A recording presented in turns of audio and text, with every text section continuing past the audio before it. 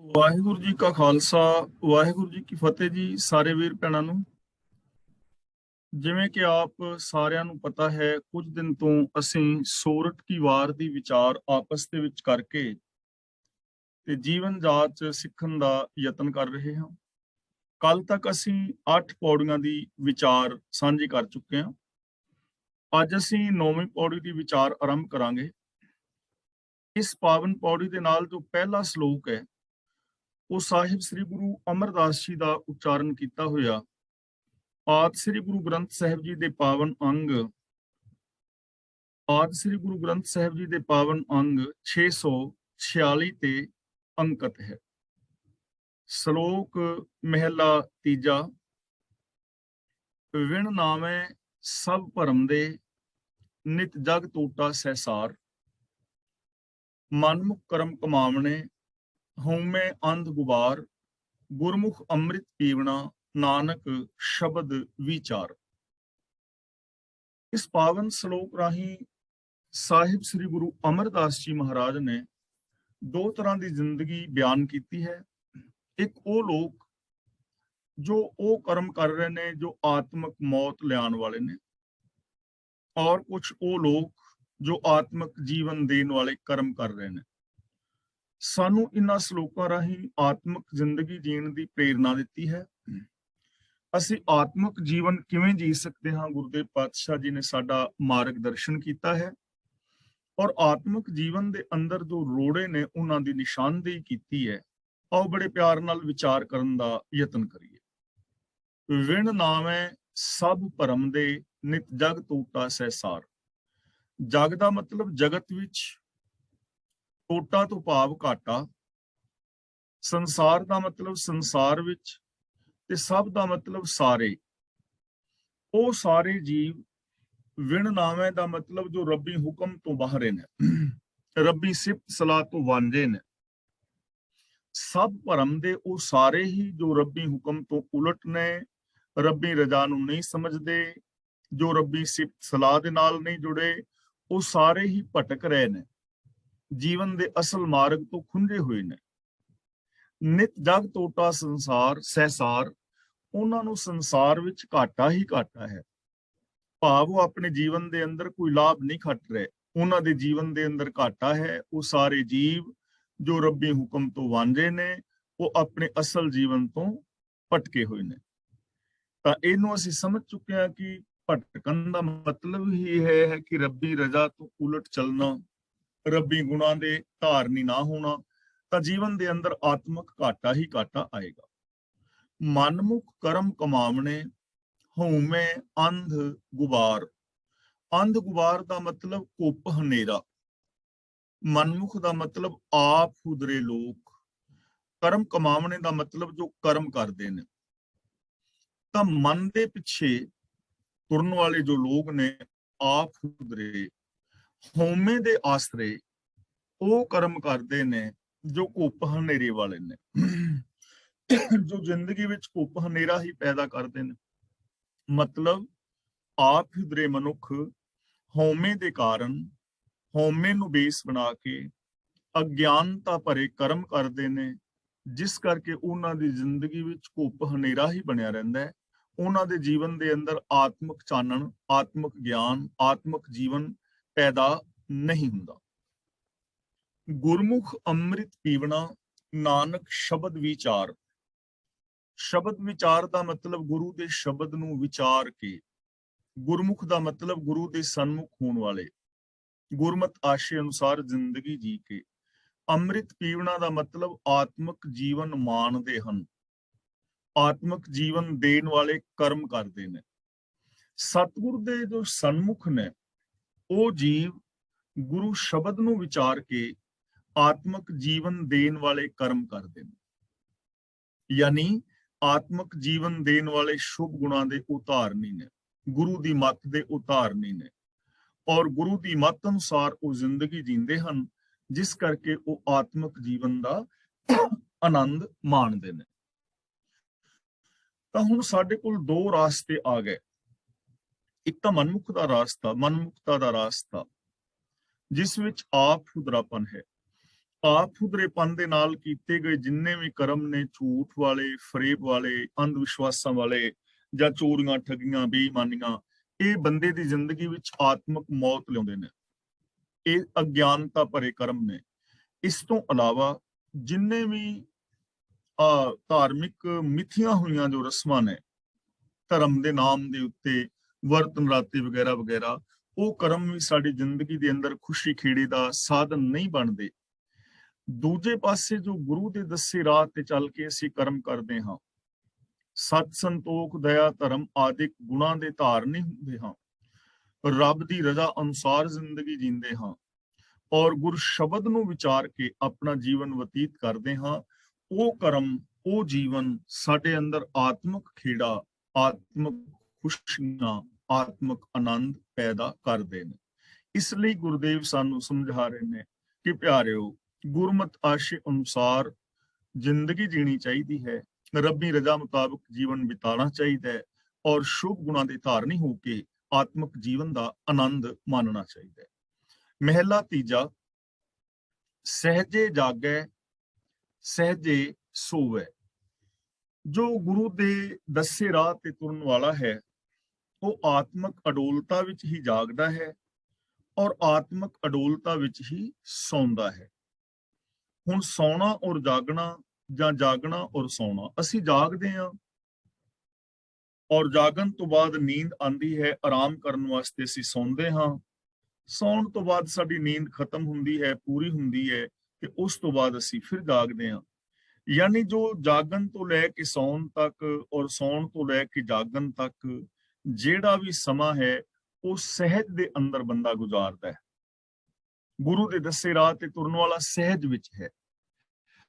ਸਹਿਜ ਦਾ ਮਤਲਬ ਮਨ, ਬਚਨ ਔਰ ਕਰਮ ਦੀ ਇਕਸਾਰਤਾ।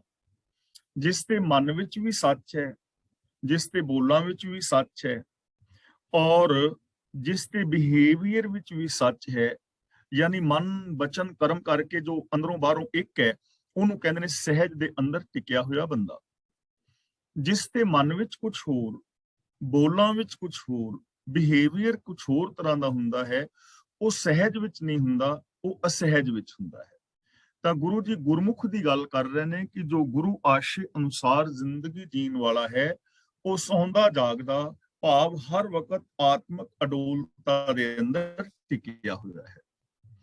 ਗੁਰਮੁਖ ਅਨਦਿਨ ਉਸਤਤ ਹੋਵੇ। ਅਨਦਿਨ ਦਾ ਮਤਲਬ ਹਰ ਰੋਜ਼, ਭਾਵ ਹਮੇਸ਼ਾ। ਗੁਰਮੁਖ ਦਾ ਮਤਲਬ ਗੁਰੂ ਦੇ ਦੱਸੇ ਰਾਹ ਤੇ ਜੋ ਤੁਰਨ ਵਾਲਾ ਹੈ। ਜੋ ਗੁਰੂ ਦੇ ਦੱਸੇ ਰਾਹਾਂ ਤੇ ਤੁਰਨ ਵਾਲਾ ਹੈ, ਉਹਦੇ ਜੀਵਨ ਦੀ ਇਹ ਨਿਸ਼ਾਨੀ ਹੈ ਕਿ ਉਹਦੇ ਜੀਵਨ ਵਿੱਚ ਹਮੇਸ਼ਾ ਉਸਤਤ ਹੁੰਦੀ ਹੈ। ਯਾਨੀ ਉਹ ਹਰੀ ਦੀ ਸਿਫਤ ਸਲਾਹ ਕਰ ਰਿਹਾ ਹੁੰਦਾ ਹੈ, ਉਹ ਰੱਬੀ ਗੁਣਾਂ ਦਾ ਧਾਰਨੀ ਹੁੰਦਾ ਹੈ। ਹਰ ਵਕਤ ਇੱਕ ਪਲ ਵੀ ਉਹ ਕਿਸੇ ਔਗਣ ਦਾ ਆਸਰਾ ਨਹੀਂ ਲੈਂਦਾ। ਗੁਰੂ ਅਨਸਾਰੀ ਮਨੁੱਖ ਦੇ ਅੰਦਰ ਕਦੇ ਕੋਈ ਔਗਣ ਵਾਲਾ, ਪਾਪ ਵਿਕਾਰ ਵਾਲਾ ਵਿਚਾਰ ਵੀ ਨਹੀਂ ਆਉਂਦਾ, ਨੈਗੇਟਿਵਿਟੀ ਨਹੀਂ ਆਉਂਦੀ, ਨਕਾਰਾਤਮਕਤਾ ਨਹੀਂ ਆਉਂਦੀ, ਢਹਿੰਦੀ ਕਲਾ ਨਹੀਂ ਆਉਂਦੀ, ਸਗੋਂ ਹਮੇਸ਼ਾ ਚੜ੍ਹਦੀ ਕਲਾ ਵਿੱਚ ਹੈ, ਸਿਫਤ ਸਲਾਹ ਦੇ ਨਾਲ ਜੁੜਿਆ ਹੋਇਆ ਹੈ ਔਰ ਗੁਣਾਂ ਦੀ ਉਹ ਗੱਲ ਕਰਦਾ ਹੈ। ਜੋ ਗੁਰੂ ਦੇ ਦੱਸੇ ਰਾਹ ਤੇ ਤੁਰਨ ਵਾਲਾ ਹੈ, ਇਹ ਉਹਦੀ ਨਿਸ਼ਾਨੀ ਹੈ।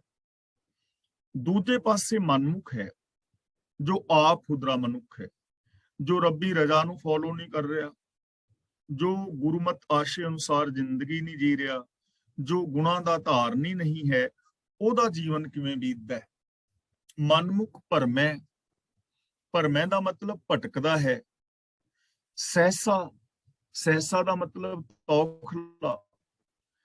ਜੋ ਆਪ ਹੁਦਰਾ ਮਨੁੱਖ ਹੈ, ਉਹ ਭਟਕਦਾ ਫਿਰਦਾ ਹੈ ਜੀਵਨ ਦੇ ਅੰਦਰ। ਉਹਨੇ ਜੀਵਨ ਦੇ ਸਹੀ ਰਾਸਤੇ ਨੂੰ ਨਹੀਂ ਅਪਣਾਇਆ। ਉਹਦੇ ਜੀਵਨ ਦੇ ਅੰਦਰ ਭਰਮ ਹੈ, ਸ਼ੱਕ ਹੈ, ਭੁਲੇਖਾ ਹੈ ਔਰ ਉਸ ਭਰਮ ਔਰ ਭੁਲੇਖੇ ਦੇ ਕਾਰਨ ਉਹ ਇਨਸਾਨ ਭਟਕਦਾ ਫਿਰਦਾ ਹੈ। ਸਹਿਸਾ ਹੋਏ ਦਾ ਮਤਲਬ ਇਸ ਕਰਕੇ ਉਹਦੀ ਜ਼ਿੰਦਗੀ ਦੇ ਅੰਦਰ ਤੌਖਲਾ ਬਣਿਆ ਰਹਿੰਦਾ ਹੈ, ਉਹਦੀ ਜ਼ਿੰਦਗੀ ਦੇ ਅੰਦਰ ਡਰ ਬਣਿਆ ਰਹਿੰਦਾ ਹੈ, ਉਹਦੇ ਜੀਵਨ ਦੇ ਅੰਦਰ ਹਮੇਸ਼ਾ ਕੋਈ ਨਾ ਕੋਈ ਸ਼ੱਕ ਬਣਿਆ ਰਹਿੰਦਾ ਹੈ ਕਿ ਹੁਣ ਵੀ ਕੁਝ ਗਲਤ ਨਾ ਹੋ ਜਾਏ, ਹੁਣ ਵੀ ਕੁਝ ਗਲਤ ਨਾ ਹੋ ਜਾਏ। ਉਹ ਚਿੰਤਾਵਾਂ ਦਾ ਸ਼ਿਕਾਰ ਹੁੰਦਾ ਹੈ, ਉਹ ਡਰਾਂ ਦਾ ਸ਼ਿਕਾਰ ਹੋ ਜਾਂਦਾ ਹੈ। ਉਹਦੇ ਜੀਵਨ ਦੇ ਅੰਦਰ ਤੌਖਲੇ ਬਣੇ ਰਹਿੰਦੇ ਨੇ ਕਿਉਂਕਿ ਉਹ ਭਰਮ ਦੇ ਕਾਰਨ ਭਟਕਿਆ ਹੋਇਆ ਹੈ। ਉਹਦੇ ਅੰਦਰ ਗਿਆਨ ਨਹੀਂ ਹੈ, ਉਹਨੂੰ ਅਸਲੀਅਤ ਦਾ ਨਹੀਂ ਪਤਾ ਤਾਂ ਅਸਲੀਅਤ ਦਾ ਗਿਆਨ ਨਾ ਹੋਣ ਕਰਕੇ ਆਪ ਹੁਦਰਾ ਮਨੁੱਖ, ਮਨਮੁਖ ਮਨੁੱਖ ਜੀਵਨ ਦੇ ਅਸਲ ਰਾਹ ਤੋਂ ਖੁੰਝ ਜਾਂਦਾ ਹੈ ਔਰ ਚਿੰਤਾਵਾਂ ਦਾ ਕਾਰਨ ਉਹਦਾ ਜੀਵਨ ਬਣ ਜਾਂਦਾ ਹੈ। ਅਗਲਾ ਬਚਨ ਕਰਦੇ ਨੇ, ਅੰਤਰ ਚਿੰਤਾ ਨੀਂਦ ਨਾ ਸੋਵੇ।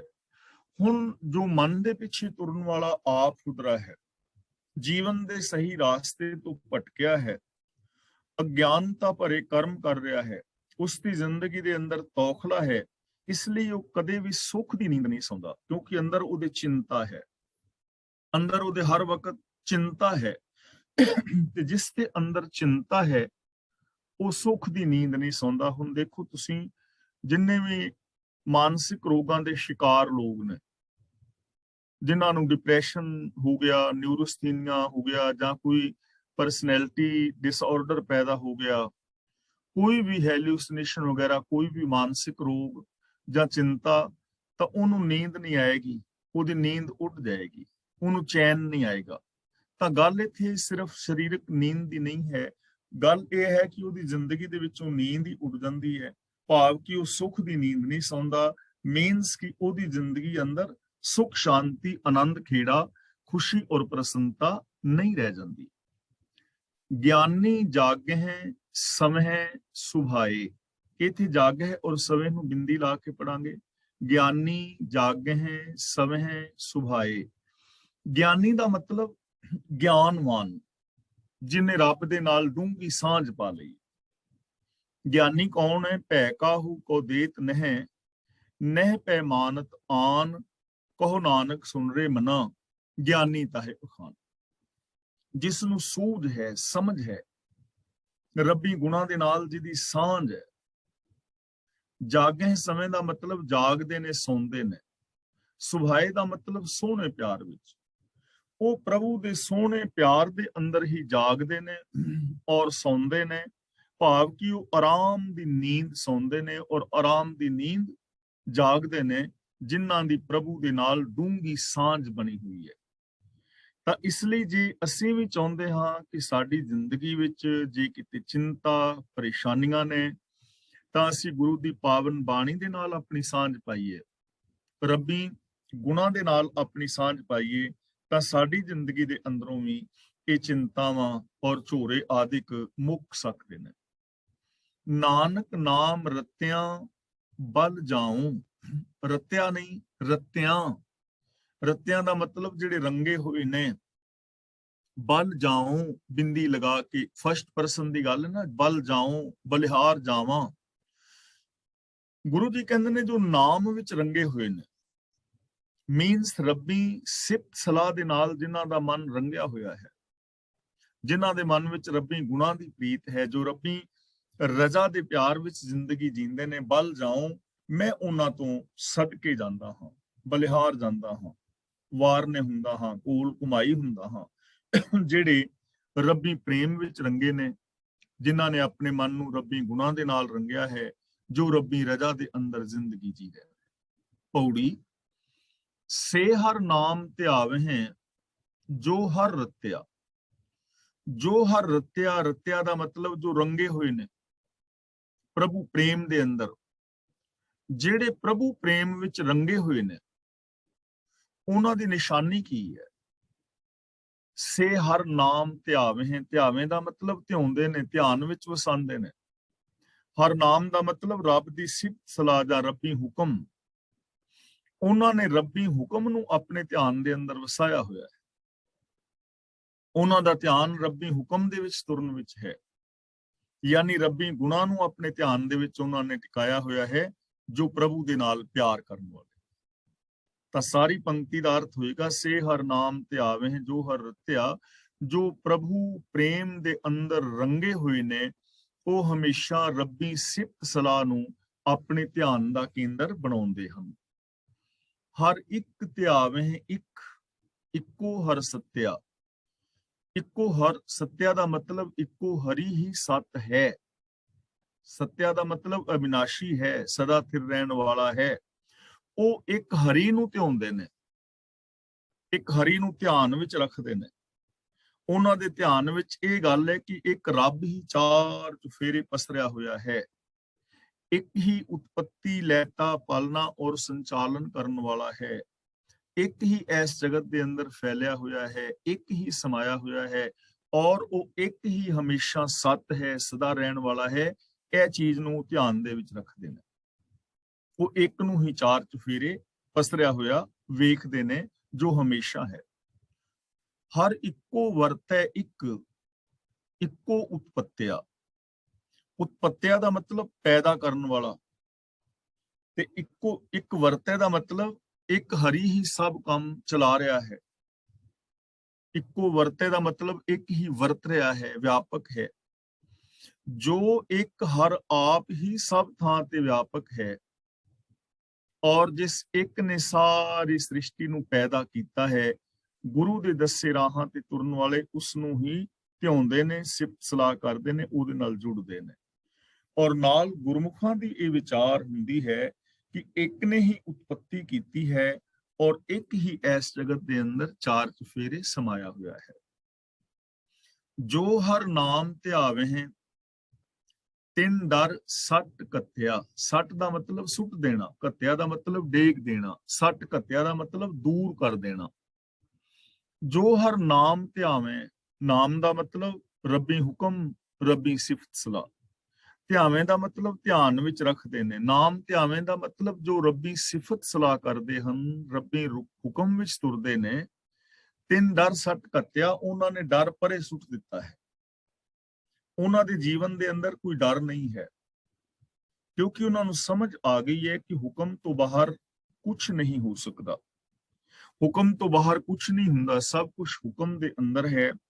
ਹੁਕਮ ਅੰਦਰ ਉਤਪत्ति, ਹੁਕਮ ਵਿੱਚ ਪਾਲਣਾ, ਹੁਕਮ ਵਿੱਚ ਲੈਤਾ, ਹੁਕਮ ਵਿੱਚ ਸੰਚਾਲਨ। ਤਾਂ ਫਿਰ ਡਰ ਕਾਹਦਾ? ਕਿਉਂਕਿ ਰੱਬੀ ਹੁਕਮ ਤੋਂ ਬਾਹਰ ਕੁਝ ਹੁੰਦਾ ਨਹੀਂ ਹੈ। ਉਹ ਰੱਬੀ ਰਜ਼ਾ ਦੇ ਵਿੱਚ ਤੁਰਦੇ ਨੇ, ਰੱਬੀ ਗੁਣਾਂ ਦੇ ਉਤਾਰਨੇ ਨੇ। ਤਾਂ ਜੋ ਇਨਸਾਨ ਰੱਬੀ ਰਜ਼ਾ ਵਿੱਚ ਤੁਰ ਰਿਹਾ ਹੈ, ਔਰ ਮਨ ਬਚਨ ਕਰਮ ਕਰਕੇ ਜੋ ਗੁਣਾਂ ਦਾ ਧਾਰਨੀ ਹੈ, ਉਹਦੀ ਜ਼ਿੰਦਗੀ ਦੇ ਅੰਦਰ ਕੋਈ ਡਰ ਔਰ ਤੌਖਲਾ ਨਹੀਂ ਹੈ, ਕਿਉਂਕਿ ਉਹਨੇ ਕੁਝ ਮਾੜਾ ਕੀਤਾ ਨਹੀਂ ਹੈ। ਡਰ ਉਹਦੀ ਜ਼ਿੰਦਗੀ ਵਿੱਚ ਪੈਦਾ ਹੁੰਦਾ ਹੈ ਜਿਸ ਨੇ ਕੁਝ ਗਲਤ ਕੀਤਾ ਹੁੰਦਾ ਹੈ। ਗੁਰਮਤੀ ਦੇਵੈ ਆਪ, ਗੁਰਮੁਖ ਹਰ ਜਪਿਆ। ਗੁਰੂ ਪਾਤਸ਼ਾਹ ਜੀ ਕਹਿੰਦੇ ਨੇ ਉਹ ਗੁਰਮੁਖ ਹੀ, ਗੁਰੂ ਦੇ ਚਰਨਾਂ ਦੀ ਸ਼ਰਨ ਵਿੱਚ ਆਉਣ ਵਾਲਾ ਹੀ ਹਰ ਜਪਿਆ। ਜਪਿਆ ਦਾ ਮਤਲਬ ਜਾਣਨਾ, ਸਾਂਝ ਪਾਣੀ। ਉਸ ਇਨਸਾਨ ਨੇ ਹੀ ਪ੍ਰਭੂ ਨੂੰ ਜਾਣਿਆ ਹੈ। ਗੁਰੂ ਦੀ ਸ਼ਰਨ ਵਿੱਚ ਆਉਣ ਵਾਲੇ ਨੇ ਹੀ ਪ੍ਰਭੂ ਦੇ ਗੁਣਾਂ ਦੇ ਨਾਲ ਸਾਂਝ ਪਾਈ ਹੈ। ਕਿਹੜੇ ਗੁਰਮੁਖ ਨੇ? ਗੁਰਮਤੀ ਦੇਵੈ ਆਪ, ਜਿਸ ਨੂੰ ਆਪ ਗੁਰੂ ਦੇ ਰਾਹੀਂ ਮੱਤ ਦਿੰਦਾ ਹੈ, ਅਕਲ ਦਿੰਦਾ ਹੈ, ਗਿਆਨ ਦਿੰਦਾ ਹੈ, ਸਿਆਣਪ ਬਖਸ਼ਦਾ ਹੈ, ਵਿਵੇਕ ਬੁੱਧ ਬਖਸ਼ਦਾ ਹੈ। ਯਾਨੀ ਪ੍ਰਭੂ ਦੀ ਰਜ਼ਾ ਵਿੱਚ ਜਿਸ ਨੂੰ ਗੁਰੂ ਰਾਹੀਂ ਮੱਤ ਔਰ ਸੂਝ ਸਮਝ ਮਿਲਦੀ ਹੈ, ਉਹ ਗੁਰੂ ਦੇ ਦੱਸੇ ਰਾਹਾਂ ਤੇ ਤੁਰਨ ਵਾਲਾ ਹੀ ਪ੍ਰਭੂ ਦੇ ਨਾਲ ਸਾਂਝ ਪਾਉਂਦਾ ਹੈ। ਤਾਂ ਸੌਖੇ ਸ਼ਬਦਾਂ ਵਿੱਚ ਅਸੀਂ ਇਹ ਗੱਲ ਕਹਿ ਸਕਦੇ ਹਾਂ ਕਿ ਰੱਬੀ ਰਜ਼ਾ ਵਿੱਚ ਜੋ ਗੁਰੂ ਦੀ ਮੱਤ ਦਾ ਧਾਰਨੀ ਹੋ ਕੇ ਗੁਰਮਤ ਆਸ਼ੇ ਅਨੁਸਾਰ ਜ਼ਿੰਦਗੀ ਜੀ ਕੇ ਜ਼ਿੰਦਗੀ ਜੀਂਦਾ ਹੈ, ਉਹੀ ਰੱਬੀ ਗੁਣਾਂ ਦਾ ਧਾਰਨੀ ਹੁੰਦਾ ਹੈ। ਸ਼ਲੋਕ ਮਹਿਲਾ ਤੀਜਾ। ਅੰਤਰ ਗਿਆਨ ਨਾ ਆਇਓ, ਜਿਤ ਕਿਛ ਸੋਝੀ ਪਾਏ। ਜਿਤ ਦਾ ਮਤਲਬ ਜਿਸ ਗਿਆਨ ਦੀ ਰਾਹੀਂ, ਸੋਝੀ ਪਾਏ ਦਾ ਮਤਲਬ ਸਮਝ ਪੈਣੀ ਸੀ, ਜੀਵਨ ਦੀ ਅਸਲੀਅਤ ਦਾ ਪਤਾ ਲੱਗਣਾ ਸੀ। ਤਾਂ ਜਿਸ ਗਿਆਨ ਦੇ ਨਾਲ ਕੁਝ ਸਮਝ ਪੈਣੀ ਸੀ, ਸੰਸਾਰ ਦੀ ਅਸਲੀਅਤ ਦਾ ਗਿਆਨ ਹੋਣਾ ਸੀ, ਉਹ ਗਿਆਨ ਅੰਦਰ ਆਇਆ ਹੀ ਨਹੀਂ, ਉਹ ਪ੍ਰਗਟ ਹੀ ਨਹੀਂ ਹੋਇਆ। ਅੰਤਰ ਗਿਆਨ ਨਾ ਆਇਓ। ਹੁਣ ਜਿਸ ਦੇ ਅੰਦਰ ਉਹ ਗਿਆਨ ਆਇਆ ਹੀ ਨਹੀਂ, ਸਮਝ ਹੀ ਨਹੀਂ, ਸੂਝ ਨਹੀਂ, ਜਿਹਦੇ ਨਾਲ ਅਸਲੀਅਤ ਦਾ ਪਤਾ ਲੱਗਣਾ ਸੀ। ਜਦੋਂ ਅਸਲੀਅਤ ਦਾ ਪਤਾ ਨਹੀਂ ਹੈ ਨਾ, ਜਦੋਂ ਤੱਕ, ਉਦੋਂ ਤੱਕ ਬੰਦਾ ਡਰ ਔਰ ਸਹਿਮ ਵਿੱਚ ਹੀ ਰਹਿੰਦਾ ਹੈ। ਜਿਵੇਂ ਆਮ ਮਿਸਾਲ ਹਰ ਪ੍ਰਚਾਰਕ ਵੀਰ ਵਰਤਦਾ ਹੈ, ਹਰ ਆਮ ਬੰਦਾ ਵਰਤਦਾ ਹੈ ਕਿ ਰਾਤ ਦੇ ਹਨੇਰੇ ਵਿੱਚ ਰੱਸੀ ਪਈ ਹੋਵੇ ਔਰ ਭੁਲੇਖਾ ਪੈ ਜਾਏ ਸੱਪ ਦਾ, ਤਾਂ ਬੰਦਾ ਡਰ ਜਾਂਦਾ ਨਾ ਕਿ ਸੱਪ ਹੈ, ਔਰ ਬਿਲਕੁਲ ਉਸੇ ਤਰ੍ਹਾਂ ਹੀ ਡਰਦਾ ਹੈ ਜਿਵੇਂ ਅਸਲ ਸੱਪ ਤੋਂ ਡਰਦਾ ਹੈ। ਉਹ ਹੀ ਡਰ ਪੈਦਾ ਹੁੰਦਾ। ਪਰ ਜਦੋਂ ਚਾਨਣ ਕਰਕੇ ਵੇਖਦਾ ਤਾਂ ਉਹ ਡਰ ਦੂਰ ਹੋ ਜਾਂਦਾ, ਫਿਰ ਆਪਣੇ ਆਪ ਤੇ ਹਾਸਾ ਹੁੰਦਾ ਹੈ ਕਿ ਮੈਂ ਐਵੇਂ ਹੀ ਡਰਦਾ ਰਿਹਾ। ਤਾਂ ਹੁਣ ਜੇ ਉਹ ਚਾਨਣ ਕਰ ਲਿਆ ਤਾਂ ਚਾਨਣ ਕਰਨ ਦੇ ਨਾਲ ਭੁਲੇਖਾ ਦੂਰ ਹੋ ਗਿਆ, ਤੇ ਜੇ ਉਹ ਚਾਨਣ ਨਾ ਹੁੰਦਾ ਤਾਂ ਫਿਰ ਸਾਰੀ ਰਾਤ ਡਰ ਕੇ ਹੀ ਲੰਘਣੀ ਸੀ ਨਾ। ਯਾਨੀ ਜਿਹੜੇ ਗਿਆਨ ਕਰਕੇ ਸੂਝ ਆਉਣੀ ਸੀ, ਅਸਲੀਅਤ ਦਾ ਗਿਆਨ ਹੋਣਾ ਸੀ, ਉਹ ਗਿਆਨ ਤੇ ਅੰਦਰ ਉਹ ਸੂਝ, ਉਹ ਕਾਮਨ ਸੈਂਸ, ਵਿਵੇਕ ਬੁੱਧ ਪੈਦਾ ਹੀ ਨਹੀਂ ਹੋਈ, ਤੇ ਬੰਦਾ ਫਿਰ ਅਗਿਆਨਤਾ ਵਾਲੇ ਕਰਮ ਕਰੀ ਜਾਂਦਾ ਹੈ, ਜਿਵੇਂ ਆਮ ਲੋਕ ਕਰੀ ਜਾ ਰਹੇ ਨੇ। ਜਿਵੇਂ ਤੀਰਥਾਦਿਕ ਦੇ ਉੱਤੇ ਵਿਚਰ ਰਹੇ ਨੇ, ਜਾਂ ਵਰਤ ਮਰਾਤੇ ਸਰਾਧ ਨੇ, ਜਾਂ ਹੋਰ ਕਿੰਨੇ ਸਾਰੇ ਕਰਮ ਕਾਂਡ ਨੇ, ਕਰੀ ਜਾ ਰਹੇ ਨੇ, ਕਿਉਂਕਿ ਅਸਲੀਅਤ ਦਾ ਪਤਾ ਨਹੀਂ ਕਿ ਇਹਨਾਂ ਕੰਮਾਂ ਨਾਲ ਤੇ ਕੁਝ ਵੀ ਨਹੀਂ ਹੋਣਾ, ਅਗਿਆਨਤਾ ਕਰਕੇ ਕਰ ਰਹੇ ਨੇ।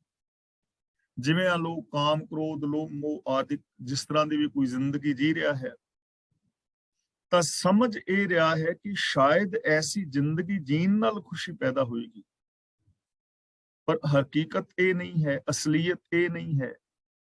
ਅਸਲੀਅਤ ਇਹ ਹੈ ਕਿ ਗੁਣਾਂ ਵਾਲੀ ਜ਼ਿੰਦਗੀ ਦੇ ਨਾਲ ਸੁੱਖ ਪੈਦਾ ਹੋਣਾ ਹੈ। ਹੁਣ ਇਹ ਅਸਲੀਅਤ ਵਾਲਾ ਗਿਆਨ ਕਿ ਗੁਣਾਂ ਵਾਲੀ ਜ਼ਿੰਦਗੀ ਨਾਲ ਸੁੱਖ ਪੈਦਾ ਹੋਣਾ ਹੈ, ਗੁਣਾਂ ਦੇ ਧਾਰਨੀ ਹੋਣ ਨਾਲ ਮੇਰਾ ਜੀਵਨ ਜਾਂ ਪਰਿਵਾਰ ਮੇਰਾ ਜਾਂ ਮੇਰਾ ਇਹ ਸੰਸਾਰ ਬਦਲ ਸਕਦਾ ਹੈ, ਇਹ ਸੂਝ ਨਹੀਂ ਆਈ, ਇਹ ਗਿਆਨ ਨਹੀਂ ਆਇਆ, ਤਾਂ ਬੰਦਾ ਫਿਰ ਅਗਿਆਨਤਾ ਵਾਲੇ ਕਰਮ ਕਰੀ ਜਾਂਦਾ ਹੈ। ਅਗਲਾ ਬਚਨ ਗੁਰੂ ਜੀ ਕਰਦੇ ਨੇ, ਵਿਣ ਡਿੱਠਾ ਕਿਆ ਸਾਲਾਹੀ ਹੈ, ਅੰਧਾ ਅੰਧ ਕਮਾਏ। ਵਿਣ ਡਿੱਠਾ ਦਾ ਮਤਲਬ ਬਿਨਾ ਕੁਛ ਵੇਖੇ ਔਰ ਸਮਝੇ। ਕਿਆ ਸਾਲਾਹੀ ਹੈ, ਕਿਸ ਤਰ੍ਹਾਂ ਗੁਣ ਗਾਏ ਜਾਣ। ਜਿਹੜੀ ਚੀਜ਼ ਵੇਖੀ ਨਹੀਂ, ਜਿਹੜੀ ਚੀਜ਼ ਦੀ ਸਮਝ ਨਹੀਂ ਹੈ, ਉਹਦੇ ਬੰਦਾ ਗੁਣ ਕਿਵੇਂ ਗਾਏ, ਉਹਦੀ ਸਿਫਤ ਸਲਾਹ ਕਿਵੇਂ ਕਰੇਗਾ। ਮਿਸਾਲ ਵਜੋਂ ਹੁਣ ਆ ਫੋਨ ਨੇ ਨਾ ਸਾਡੇ ਸਾਰਿਆਂ ਦੇ ਕੋਲ, ਕੀਮਤੀ ਫੋਨ ਨੇ, ਤੇ ਜਿਨ੍ਹਾਂ ਨੂੰ ਫੋਨ ਬਾਰੇ ਪਤਾ ਹੈ, ਬੱਚਿਆਂ ਨੂੰ ਪੂਰੇ ਫੰਕਸ਼ਨ ਬਾਰੇ ਉਹ ਜਾਣਦੇ ਨੇ, ਉਹ ਤੇ ਕਹਿਣਗੇ ਕਿ ਫੋਨ ਬੜੇ ਟੌਪ ਦਾ ਹੈ ਜਾਂ ਚੰਗਾ ਹੈ ਜਾਂ ਇਹਦੇ ਇਹ ਲਾਭ ਨੇ। ਪਰ ਜਿਸ ਮੇਰੇ ਵਰਗੇ ਨੂੰ ਫੋਨ ਬਾਰੇ ਪਤਾ ਨਹੀਂ, ਫੰਕਸ਼ਨ ਬਾਰੇ ਪਤਾ ਨਹੀਂ, ਤਾਂ ਮੈਂ ਉਹਦੀ ਕੀ ਸਿਫਤ ਕਰਾਂਗਾ, ਉਹਨੂੰ ਕੀ ਯੂਜ਼ ਕਰਾਂਗਾ, ਮੈਨੂੰ ਪਤਾ ਹੀ ਨਹੀਂ, ਉਹਦੇ ਬਾਰੇ ਗਿਆਨ ਹੀ ਨਹੀਂ ਹੈ, ਮੈਂ ਤੇ ਫੋਨ ਨੂੰ ਔਨ ਕਰਨਾ ਨਹੀਂ ਜਾਣਦਾ, ਤਾਂ ਮੈਂ ਉਸ ਫੋਨ ਦਾ ਆਨੰਦ ਕਿਵੇਂ ਲੈ ਸਕਣਾ। ਬਿਨ ਡਿੱਠਾ ਦਾ ਮਤਲਬ ਬਿਨਾਂ ਸਮਝਣ ਤੋਂ। ਜੇ ਸਮਝ ਹੀ ਨਹੀਂ ਹੈ, ਗਿਆਨ ਨਹੀਂ ਹੈ, ਤਾਂ ਫਿਰ ਕਿਵੇਂ ਮਤਲਬ ਅਸੀਂ ਇਸ ਚੀਜ਼ ਨੂੰ ਯੂਜ਼ ਕਰ ਸਕਦੇ ਹਾਂ। ਜਿਵੇਂ ਹੁਣ ਇੱਕ ਕਾਰ ਹੀ ਹੈ, ਤੇ ਕਾਰ ਚਲਾਉਣ ਬਾਰੇ ਮੈਨੂੰ ਨਹੀਂ ਪਤਾ, ਮੈਂ ਨਹੀਂ ਚਲਾ ਸਕਦਾ, ਤਾਂ ਮੈਂ ਫਿਰ ਉਹਦਾ ਲਾਭ ਕਿਵੇਂ ਲੈ ਸਕਦਾ, ਕਿਉਂਕਿ ਪਤਾ ਹੀ ਨਹੀਂ ਹੈ ਨਾ। ਕਾਰ ਬਾਰੇ ਉਹ ਹੀ ਬੰਦਾ ਗੱਲ ਕਰੇਗਾ ਨਾ ਕਿ ਇਹ ਕਾਰ ਚੰਗੀ ਹੈ ਜਾਂ ਮਾੜੀ ਹੈ, ਜਿਹੜਾ ਉਸ ਬਾਰੇ ਜਾਣਦਾ ਹੈ। ਹੁਣ ਮੈਨੂੰ ਪਤਾ ਹੀ ਨਹੀਂ ਹੈ, ਤਾਂ ਮੈਂ ਉਹਦੀ ਕੀ ਸਿਫਤ ਕਰਾਂ, ਚੰਗਾ ਮਾੜਾ ਕੀ ਕਹਾਂ। ਤਾਂ ਗੁਰੂ ਪਾਤਸ਼ਾਹ ਜੀ ਕਹਿੰਦੇ ਨੇ, ਵਿਣ ਡਿੱਠਾ ਕਿਆ ਸਾਲਾਹੀ ਹੈ, ਬੋਧ ਔਰ ਸਮਝ ਤੋਂ ਬਿਨਾ ਕੀ ਸਿਫਤ ਸਲਾਹ ਕਰੇ ਬੰਦਾ। ਹੁਣ ਜਦੋਂ ਰੱਬ ਦੀ ਸਮਝ ਹੀ ਨਹੀਂ ਵੀ ਰੱਬ ਕੀ ਹੈ, ਤੇ ਕੀ ਬੰਦਾ ਸਿਫਤ ਸਲਾਹ ਕਰੇਗਾ, ਕਿਵੇਂ ਗੁਣ ਗਾਏਗਾ। ਜੇ ਸਮਝ ਹੋਏ ਅੰਦਰ ਕਿ ਸਰਬ ਵਿਆਪਕ ਪ੍ਰਭੂ ਨੂੰ ਸਮਝ ਕੇ, ਰੱਬੀ ਰਜਾ ਵਿੱਚ ਤੁਰ ਕੇ ਔਰ ਰੱਬੀ ਗੁਣਾਂ ਦੇ ਧਾਰਨੀ ਹੋ ਕੇ ਮਹਾਨ ਸੁਖ ਮਿਲ ਸਕਦਾ ਹੈ, ਜਿਹਨੂੰ ਇਹ ਸਮਝ ਹੀ ਨਹੀਂ ਹੈ, ਉਹ ਕੀ ਸਿਫਤ ਕਰੇਗਾ, ਕੀ ਗੁਣ ਗਾਏਗਾ। ਫਿਰ ਉਹ ਕੀ ਕਰੇਗਾ, ਅੰਧਾ ਅੰਧ ਕਮਾਏ। ਅਗਿਆਨੀ ਬੰਦਾ ਫਿਰ ਗਿਆਨਹੀਣ ਕਰਮ ਕਰੀ ਜਾਂਦਾ ਹੈ, ਕਿਉਂਕਿ ਉਹਨੂੰ ਸੂਝ ਨਹੀਂ, ਸਮਝ ਨਹੀਂ। ਆਮ ਇੱਕ ਕਹਾਵਤ ਹੈ ਨਾ ਕਿ ਪ੍ਰਜਾਪਤ ਵੀਰ ਨੂੰ ਹੀਰਾ ਲੱਭਿਆ ਸੀ ਤੇ ਉਹਨੇ ਖੋਤੇ ਦੇ ਗਲ 'ਚ ਪਾ ਦਿੱਤਾ ਸੀ। ਹੁਣ ਖੋਤੇ ਦੇ ਗਲ 'ਚ ਹੀਰਾ ਪਾਈ, ਫਿਰ ਉਹ ਖੋਤੇ ਨੂੰ ਖੁਸ਼ੀ, ਖੋਤੇ ਨੂੰ ਉਸ ਹੀਰੇ ਦਾ ਕੋਈ ਲਾਭ ਨਹੀਂ ਹੈ ਨਾ।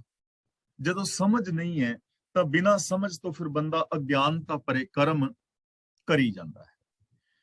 ਨਾਨਕ ਸ਼ਬਦ ਪਛਾਣੀਐ, ਨਾਮ ਵਸੈ ਮਨ ਆਏ। ਸ਼ਬਦ ਪਛਾਣੀਏ ਦਾ ਮਤਲਬ ਜੇ ਗੁਰੂ ਦੇ ਸ਼ਬਦ ਦੀ ਪਹਿਚਾਣ ਕਰੀਏ, ਗੁਰੂ ਦੇ ਸ਼ਬਦ ਦੀ ਮਹਾਨਤਾ ਨੂੰ ਸਮਝੀਏ ਔਰ ਗੁਰ ਸ਼ਬਦ ਮੁਤਾਬਕ ਜ਼ਿੰਦਗੀ ਜੀਵੀਏ, ਨਾਮ ਵਸੈ ਮਨ ਆਏ, ਫਿਰ ਰੱਬ ਸਾਡੇ ਮਨ ਦੇ ਅੰਦਰ ਆ ਕੇ ਵਸ ਜਾਏਗਾ। ਫਿਰ ਰੱਬੀ ਹੁਕਮ ਸਾਡੇ ਮਨ ਵਿੱਚ ਆ ਕੇ ਵਸ ਜਾਏਗਾ। ਫਿਰ ਰੱਬੀ ਸਿਫਤ ਸਲਾਹ ਸਾਡੇ ਮਨ ਵਿੱਚ ਆ ਕੇ ਵਸੇਗੀ, ਜੇ ਸ਼ਬਦ ਦੀ ਪਛਾਣ ਕਰੀਏ, ਸ਼ਬਦ ਦੀ ਮਹਾਨਤਾ ਨੂੰ ਸਮਝੀਏ, ਗੁਰੂ ਦੇ ਗਿਆਨ ਮੁਤਾਬਕ ਜ਼ਿੰਦਗੀ ਜੀਵੀਏ, ਜੇ ਆਪਣੇ ਅੰਦਰ ਗੁਰੂ ਦਾ ਗਿਆਨ ਪ੍ਰਗਟ ਕਰੀਏ। ਤਾਂ ਜੇ ਗੁਰਬਾਣੀ ਦੀ ਅਸੀਂ ਮਹਾਨਤਾ ਨੂੰ ਸਮਝੀਏ, ਸਾਰ ਨੂੰ ਜਾਣੀਏ, ਗੁਰਬਾਣੀ ਮੁਤਾਬਕ ਜ਼ਿੰਦਗੀ ਜੀਵੀਏ, ਗੁਰੂ ਦੇ ਉਪਦੇਸ਼ ਦੀ ਮਹਾਨਤਾ ਨੂੰ ਸਮਝੀਏ ਕਿ ਗੁਰੂ ਦਾ ਉਪਦੇਸ਼, ਗੁਰੂ ਦੀ ਫਿਲਾਸਫੀ ਕਿੰਨੀ ਮਹਾਨ ਹੈ, ਤਾਂ ਫਿਰ ਇਹ ਸੱਚ ਜਿਹੜਾ ਹੈ ਸਾਡੇ ਮਨ ਵਿੱਚ ਆ ਵਸੇਗਾ। ਹੁਣ ਦੇਖੋ, ਗੁਰਬਾਣੀ ਹੈ, ਆਪਾਂ ਰੋਜ਼ ਗੱਲ ਕਰ ਰਹੇ ਹਾਂ ਕਿ ਗੁਰਬਾਣੀ ਸਾਡੀਆਂ ਰਾਜਨੀਤਿਕ ਸਮੱਸਿਆਵਾਂ ਨੂੰ ਸੋਲਵ ਕਰਦੀ ਹੈ। ਗੁਰਬਾਣੀ ਦਾ ਕਿੰਨਾ ਵੱਡਾ ਸਿਧਾਂਤ ਹੈ ਕਿ ਤਖਤ ਰਾਜਾ ਸੋ ਬਹਿ ਜੇ ਤਖਤੈ ਲਾਇਕ ਹੋਈ, ਕਿ ਰਾਜ ਸਿੰਘਾਸਨ ਤੇ ਤਖਤ ਤੇ ਉਹ ਬੰਦਾ ਬਹਿਣਾ ਚਾਹੀਦਾ ਜਿਹੜਾ ਲਾਇਕ ਹੈ। ਜੇ ਅਸੀਂ ਇਸ ਚੀਜ਼ ਨੂੰ ਸਮਝ ਲਈਏ ਔਰ ਅਸੀਂ ਲਾਇਕ ਲੀਡਰ ਪੈਦਾ ਕਰ ਲਈਏ ਤਾਂ ਕਿੰਨਾ ਮਹਾਨ ਚੀਜ਼ ਹੋ ਜਾਏਗੀ ਨਾ। ਜਿਹਦੀ ਮਹਾਨਤਾ ਨੂੰ ਸਮਝ ਲਈਏ, ਫਿਰ ਇਹ ਚੀਜ਼ ਸਾਡੇ ਅੰਦਰ ਵਸ ਜਾਏ, ਅਸੀਂ ਇਹ ਤੇ ਅਮਲ ਕਰੀਏ, ਤਾਂ ਸਾਡੀਆਂ ਰਾਜਨੀਤਿਕ ਸਮੱਸਿਆਵਾਂ ਸੋਲਵ ਹੋ ਜਾਣਗੀਆਂ। ਸਮਾਜਿਕ ਜ਼ਿੰਦਗੀ ਇਹ ਗੁਰੂ ਜੀ ਕਹਿੰਦੇ ਨੇ, ਜਾਣੋ ਜੋਤ ਨਾ ਪੁੱਛੋ ਜਾਤੀ, ਆਗੇ ਜਾਤ ਨਾ ਹੈ, ਫੱਕੜ ਜਾਤੀ ਫੱਕੜ ਨਾ ਹੋ। ਜੇ ਸਾਡੀ ਸਮਝ ਵਿੱਚ ਇਹ ਗੱਲ ਬਹਿ ਜਾਏ ਤਾਂ ਫਿਰ ਏਕ ਪਿਤਾ ਏਕਸ ਕੇ ਹਮ ਬਾਰਿਕ ਵਾਲਾ ਸਮਾਜ ਭਾਈਚਾਰਕ ਪੈਦਾ ਹੋ ਜਾਏਗਾ ਨਾ। ਤਾਂ ਇਹ ਸੋਚ ਮਨ ਵਿੱਚ ਵਸੇਗੀ ਜਿਹਦੀ ਸਾਰ ਨੂੰ ਅਸੀਂ ਜਾਣੀਏ। ਜੇ ਧਾਰਮਿਕ ਤੌਰ ਤੇ ਅਸੀਂ ਗੁਰਬਾਣੀ ਦੀ ਮਹਾਨਤਾ ਨੂੰ ਸਮਝ ਲਈਏ ਕਿ ਏਕੋ ਧਰਮ ਦ੍ਰਿੜੈ ਸੱਚ ਕੋਈ, ਤਾਂ ਫਿਰ ਅਸੀਂ ਆਪਣੇ ਫਰਜ਼ਾਂ ਨੂੰ ਪੂਰੇ ਕਰਾਂਗੇ ਤੇ ਸੰਸਾਰ ਕਿੰਨਾ ਮਹਾਨ ਹੋ ਜਾਏਗਾ। ਜੇ ਆਰਥਿਕ ਦੁਨੀਆ ਦੀ ਅਸੀਂ ਇਸ ਚੀਜ਼ ਨੂੰ ਸਮਝ ਲਈਏ ਜੋ ਗੁਰੂ ਜੀ ਨੇ ਸੋਚ ਦਿੱਤੀ ਹੈ, ਘਾਲ ਖਾਏ ਕਿ ਛੱਥੋਂ ਦੇ ਨਾਨਕ ਰਾਹ ਪਛਾਣੇ ਸੇ, ਤਾਂ ਬੰਦਾ ਕਿਵੇਂ ਇਮਾਨਦਾਰੀ ਵਾਲੇ ਕਰਮ ਕਰੇਗਾ। ਜੇ ਪਰਿਵਾਰਕ ਤੌਰ ਤੇ ਅਸੀਂ ਗੁਰੂ ਦੇ ਸ਼ਬਦ ਨੂੰ ਪਛਾਣ ਲਈਏ, ਚਾਹੇ ਉਹ ਪਤੀ ਪਤਨੀ ਨੇ, ਚਾਹੇ ਉਹ ਰਿਸ਼ਤੇ ਨਾਤੇ ਨੇ, ਤਾਂ ਕਿਵੇਂ ਸਵਰਗ ਹੋ ਜਾਏਗਾ ਨਾ। ਫਿਰ ਇਹ ਰੱਬ, ਫਿਰ ਇਹ ਸ਼ਾਂਤੀ, ਫਿਰ ਇਹ ਉਪਦੇਸ਼, ਫਿਰ ਇਹ ਸੱਚ ਸਾਡੇ ਮਨ ਵਿੱਚ ਆ ਵਸੇਗਾ। ਪਰ ਬੰਦੇ ਨੇ ਪਛਾਣਿਆ ਹੀ ਨਹੀਂ, ਉਹ ਸਮਝ ਨਹੀਂ ਹੈ, ਉਹ ਸੋਚ ਨਹੀਂ ਅੰਦਰ ਪੈਦਾ ਹੋਈ, ਉਹ ਕਾਮਨ ਸੈਂਸ ਅੰਦਰ ਪੈਦਾ ਨਹੀਂ ਹੋਈ। ਤਾਂ ਉਹ ਕਾਮਨ ਸੈਂਸ ਕਿਵੇਂ ਪੈਦਾ ਹੋਏਗੀ? ਗੁਰੂ ਸ਼ਬਦ ਨੂੰ ਪਛਾਣ ਕੇ। ਇਸ ਲਈ ਹਰ ਸਿੱਖ ਨੂੰ ਚਾਹੀਦਾ ਹੈ ਕਿ ਉਹ ਗੁਰੂ ਜੀ ਦੀ ਪਾਵਨ ਬਾਣੀ ਆਪ ਪੜ੍ਹੇ, ਬੇਸ਼ੱਕ ਘੱਟ ਪੜ੍ਹੇ, ਜਿੰਨਾ ਵੀ ਪੜ੍ਹ ਸਕਦਾ ਹੈ ਉਨੀ, ਇੱਕ ਪੰਕਤੀ ਹੀ ਬੇਸ਼ੱਕ ਰੋਜ਼ ਪੜ੍ਹੇ, ਔਰ ਇੱਕ ਪੰਕਤੀ ਦਾ ਰੋਜ਼ ਮੀਨਿੰਗ ਪੜ੍ਹ ਲੈ। ਜ਼ਿਆਦਾ 1-2 ਮਿੰਟ ਲੱਗਣਗੇ, 5 ਮਿੰਟ ਲਾ ਲਓ। ਤੇ ਜੇ ਇੱਕ ਪੰਕਤੀ ਦਾ ਮੀਨਿੰਗ ਰੋਜ਼ ਸਮਝਣ ਦਾ ਯਤਨ ਕਰੇ ਔਰ ਕਿਸੇ ਵੀ ਬਾਣੀ ਦੀ ਇੱਕ ਪੰਕਤੀ ਦੇ ਉੱਤੇ ਅਮਲ ਕਰ ਲੈ, ਤਾਂ ਜ਼ਿੰਦਗੀ ਬਦਲ ਜਾਏਗੀ। ਅਗਲਾ ਬਚਨ ਗੁਰਦੇਵ ਕਰਦੇ ਨੇ, ਮਹਿਲਾ ਤੀਜਾ, ਇੱਕਾ ਬਾਣੀ ਇੱਕ ਗੁਰ ਇੱਕੋ ਸ਼ਬਦ ਵਿਚਾਰ। ਗੁਰੂ ਸ਼ਬਦ ਵੀ ਇੱਕ ਹੈ, ਗੁਰੂ ਵੀ ਇੱਕ ਹੈ, ਇਸ ਲਈ ਇੱਕੋ ਸ਼ਬਦ ਵਿਚਾਰ ਦਾ ਮਤਲਬ ਇੱਕ ਸ਼ਬਦ ਨੂੰ ਹੀ ਵਿਚਾਰੋ। ਬਾਣੀ ਵੀ ਇੱਕ ਹੈ ਔਰ ਗੁਰੂ ਵੀ ਇੱਕ ਹੈ, ਯਾਨੀ ਬਾਣੀ ਔਰ ਗੁਰੂ ਦੋ ਨਹੀਂ ਹਨ, ਇੱਕੋ ਹੀ ਨੇ। ਬਾਣੀ ਗੁਰੂ, ਗੁਰੂ ਹੈ ਬਾਣੀ। ਇੱਥੇ ਉਹੀ ਮੀਨਿੰਗ ਹੈ, ਇੱਥੇ ਵੀ ਉਹੀ ਸਾਨੂੰ ਸੂਝ ਦਿੱਤੀ ਗਈ ਹੈ।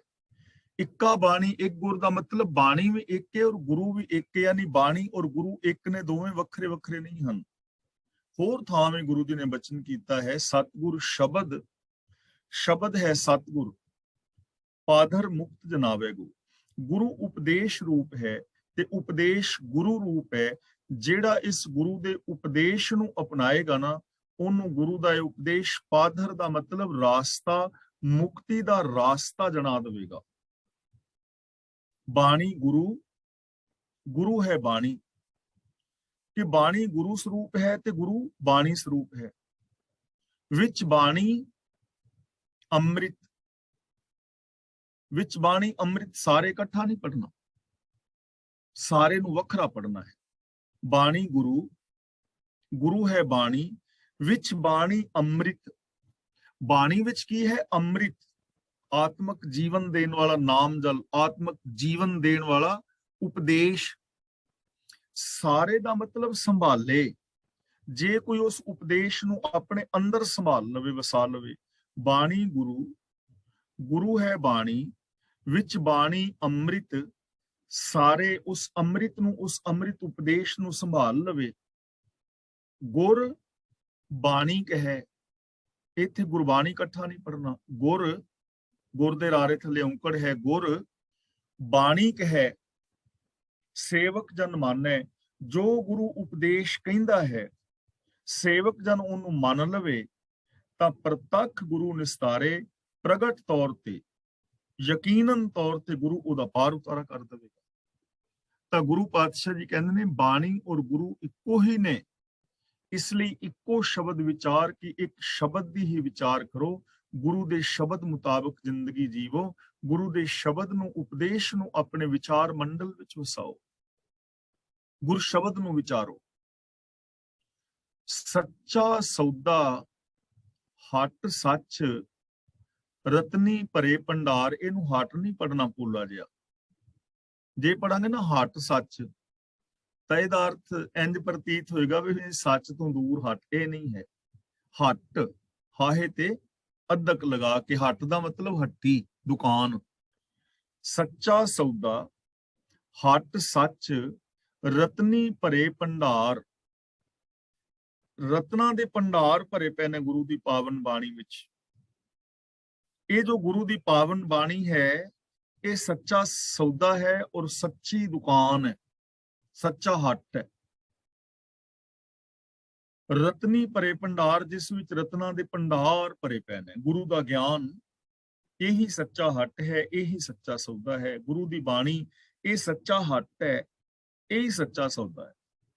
ਬਾਕੀ ਸੌਦੇ ਝੂਠੇ ਨੇ, ਜਿੰਨੇ ਵੀ ਕਰਮ ਕਾਂਡ ਨੇ, ਜਿੰਨੇ ਵੀ ਕਾਮ ਕ੍ਰੋਧ ਲੋਭ ਆਦਿਕ ਨੇ, ਇਹ ਸਾਰੇ ਝੂਠੇ ਸੌਦੇ ਨੇ।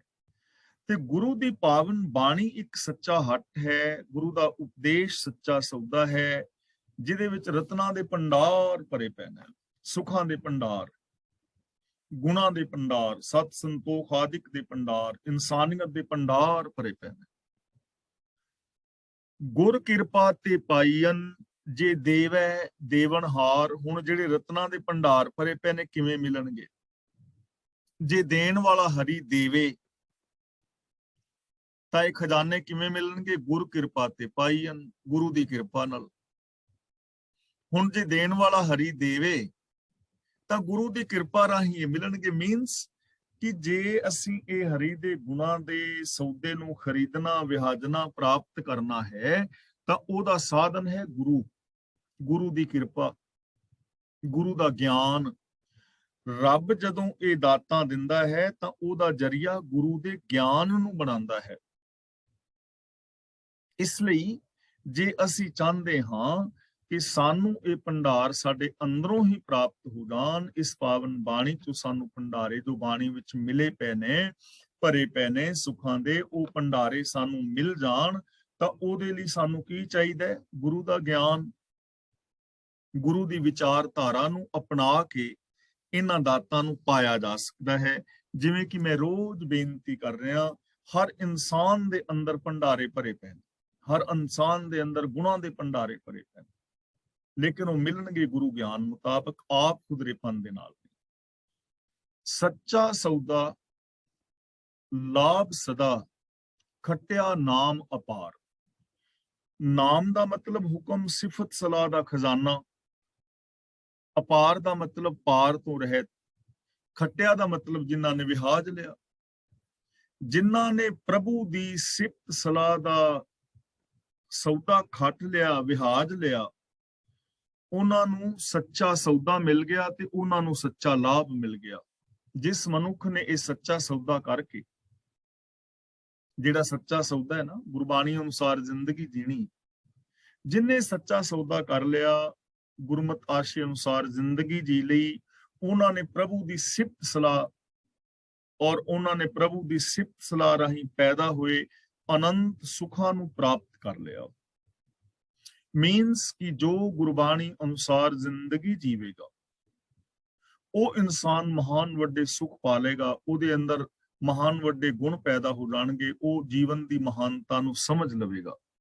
ਤਾਂ ਜੇ ਅਸੀਂ ਵੀ ਚਾਹੁੰਦੇ ਹਾਂ ਕਿ ਅਸੀਂ ਇਸ ਸੱਚੇ ਸੌਦੇ ਨੂੰ ਖੱਟ ਸਕੀਏ, ਅਸੀਂ ਉਹਨਾਂ ਮਹਾਨ ਗੁਣਾਂ ਨੂੰ ਪਾ ਸਕੀਏ, ਮਾਣ ਸਕੀਏ, ਤਾਂ ਇਹ ਸਾਡੇ ਅੰਦਰ ਪੋਸੀਬਿਲਿਟੀ ਹੈ ਹਰ ਸਮੇਂ, ਹਰ ਇਨਸਾਨ ਦੇ ਅੰਦਰ।